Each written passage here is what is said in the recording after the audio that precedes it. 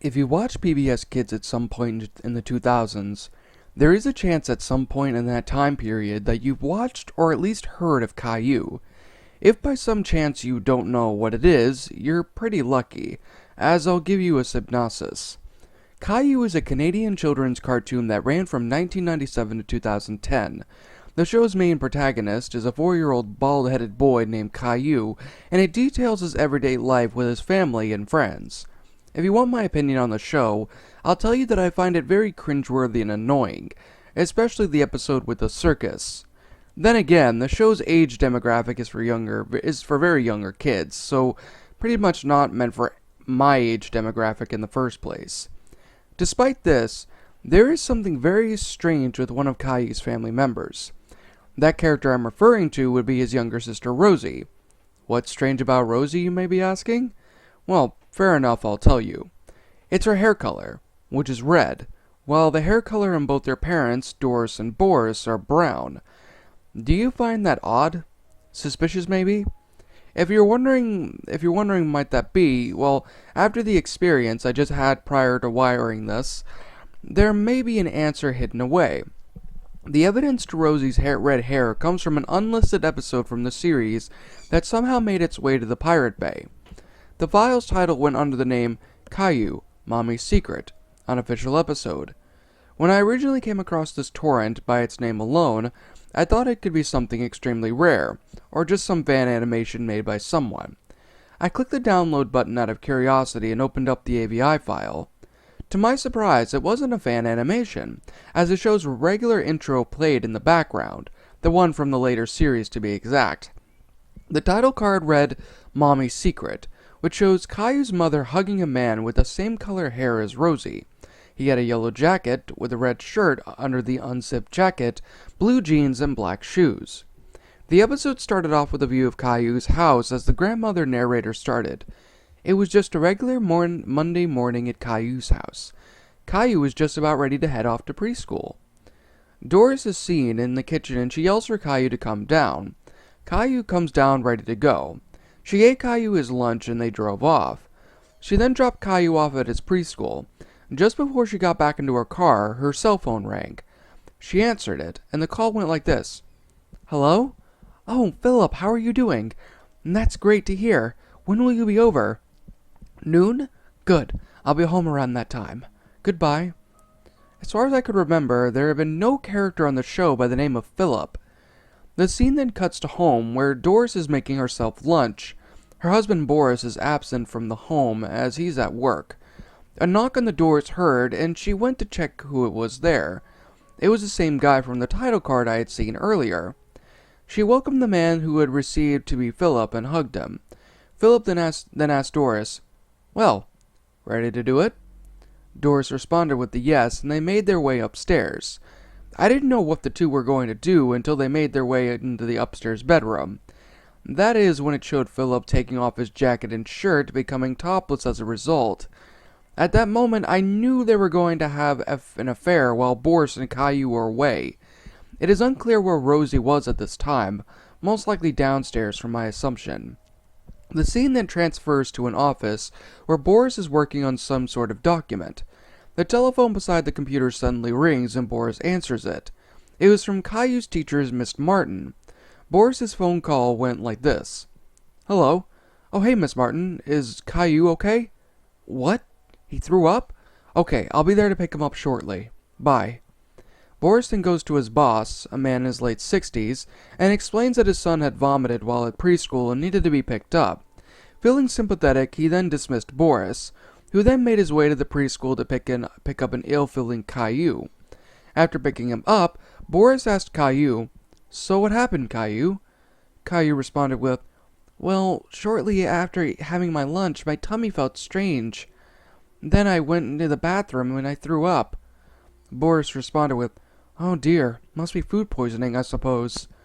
Then they arrived home, where Boris asked for Doris. She didn't respond. As he entered the living room, however, he heard a faint moaning sound from what may have come from the upstairs.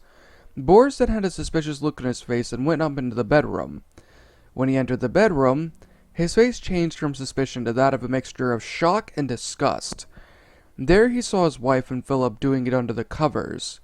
Boris's expression changed again, this time to that of anger. He then ran and leapt up under the bed and kicked Philip in the face and his left rib, causing him to fall off the bed. For a second it showed Philip naked, behind him of course. Philip hit the ground quite hard and his nose even bled a bit. An angry Boris pointed at Philip, demanding his name and what he was doing with his wife. Philip then got himself back up, not showing his naked body of course, and told Boris that he was cucking him out. When he said that, I just burst out laughing. The two kept arguing for a few seconds, and then it cut to Rosie's room. She was playing with some toys when she heard Dad and Philip arguing a few rooms down the hall. Confused, she left her room and went to her parents' bedroom to see what was going on. She opened the door and saw her dad and a man she didn't know arguing. They both heard the door creak open and looked down at Rosie. Philip then smirked and told Boris, "You see that so-called daughter of yours? Well, guess what? I'm the daddy. Does the hair color not prove so? You're pathetic." Boris then looked at his wife and asked her, "Is this true? Is he Rosie's real father?" Doris, who was still covered under the sheets and looking panicked, sighed and reluctantly responded, "Yes, I've been with him since Caillou was a year old." Philip, who had now dressed himself back up at this point, tried to escape, but Boris grabbed him by the shirt collar and threatened Philip with, "Listen, if I ever see you near this property again, it will be the last thing you will ever do. Understand? Now get out." Philip then ran out of the house. Boris then looked at his wife, who had remained still in the bed. He yelled, "I'm calling for a divorce lawyer."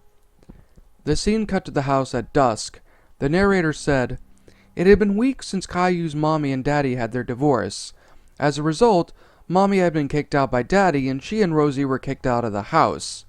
Daddy felt that Caillou needed a new mommy to replace her original one. Caillou would be meeting daddy's new girlfriend tonight. Boris was in the living room talking to Caillou, and he told him, "Well, Caillou, after your mom and Rosie have left, we're having to look for a new member of the house. My new girlfriend, Jenny. Don't worry, she's a very nice lady who loves children." A knock was then heard. Boris excitedly stated, "Oh look, she's here." He opened the door to Jenny, a somewhat sexy-looking blonde-haired girl with a pretty big cleavage, a great fitness tank top, and blue exercise pants. She hugged Caillou and then went to go hug Boris. The funny thing about this point was that Jenny referred to a new boyfriend as Sugar Daddy. Caillou then asked Jenny if she wanted to see his toys. She said yes, and they made their way up to the playroom. Caillou showed Jenny his toys.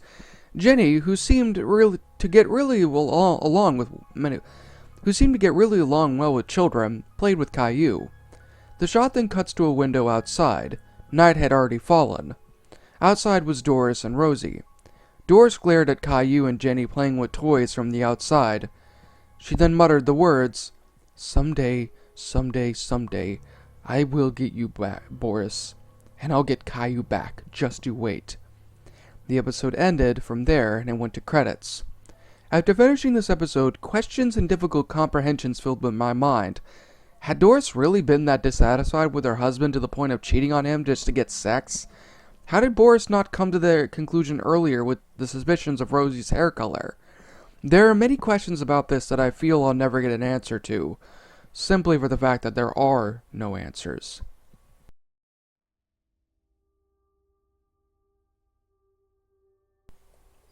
And that, my little shadows, was Caillou, the Lost episode, Mommy's Secret. A Caillou Lost episode creepypasta. My final thoughts on the story? I had my reservations about the story, actually, especially with what it was called, and especially given the fact that it was on the Spinpasta Wikia.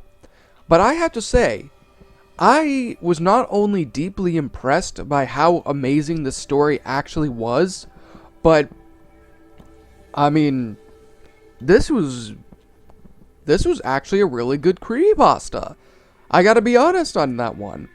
I mean, I love the fact that there's also that, that little disclaimer on the top saying that this isn't a copy of Daddy's Secret or anything, but I love the way that this all went out. I mean, this was something that not only was extremely real and that a lot of people tend to go through, but it's also the very fact that this was an episode created to try and explain the origins of Rosie. Because, I mean, if you really think about it, Rosie does have red hair, or I like to call it orange. I never understood why they call it red. It doesn't look red. It's orange. It looks orange. Why call it red? But even then, though, I mean, the fact that she has, red hair, quote unquote, I mean, it makes you wonder. Boris doesn't have that. Doris certainly doesn't have that. Caillou's bald. So, of course, it would be wondering, where exactly did she come from? I mean, there are a lot of theories about this kind of thing. Maybe she could be adopted. Maybe there could be other things involving this, well, whatever. I mean, it very much depends on the matter.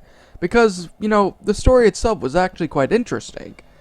And I was actually, like I said, quite surprised with how beautifully well made this was. I mean, I like this. The grammar was amazing, the sentence structuring was perfect, the concept itself was great, the storyline flowed very, very well, and the ending was rather satisfying too. I pretty much loved everything about this. And I love the fact of the matter that it didn't go into crazy cliche territory or things like that. It actually had something, a lot more included in this. Something I just realized, I've been narrating a lot of Caillou creepypastas recently, but you know what? This story deserves every ounce of love that it can truly get. It's a very good concept, it's a very good creepypasta, it's very beautifully made, it's just downright amazing in every sense of the word. I gotta be honest, author, it stinks that you didn't mention yourself because you did a damn good job. I would have given you a shout out. But with all due sincerity though, this story was really good. But like I always say, this is simply my own personal opinion, and if you disagree with it, that's perfectly fine too. We're all entitled to our own opinions in regards to these creepypastas, and this is simply my own personal thoughts. My final rating of the story would have to be a 10 out of 10. This is a very good creepypasta, very well detailed, very well made, and I really didn't have any kind of issues whatsoever with it. It was realistic, it was interesting, and it actually told a really good, origin story more or less of Rosie's existence. I mean, honestly, very well detailed, very well made, just love it entirely. But what did you guys think about this creepypasta? Did you guys enjoy it? Did you guys not? Also, what would you have personally done to help make the story a lot better?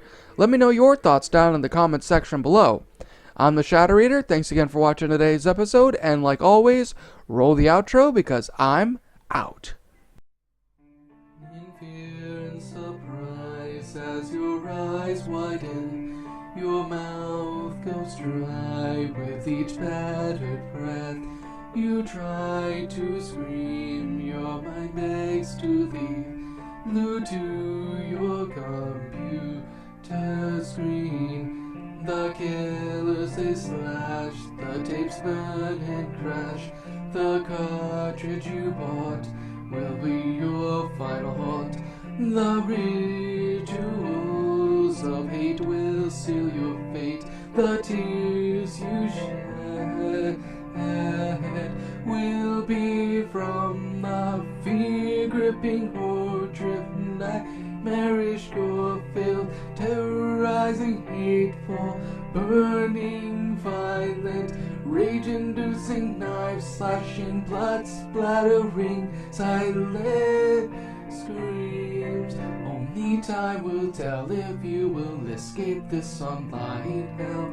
Your horror-filled obsessions will come with its own regressions. Your pathetic screams will not be heeded in any way, because your nightmares will come at any day.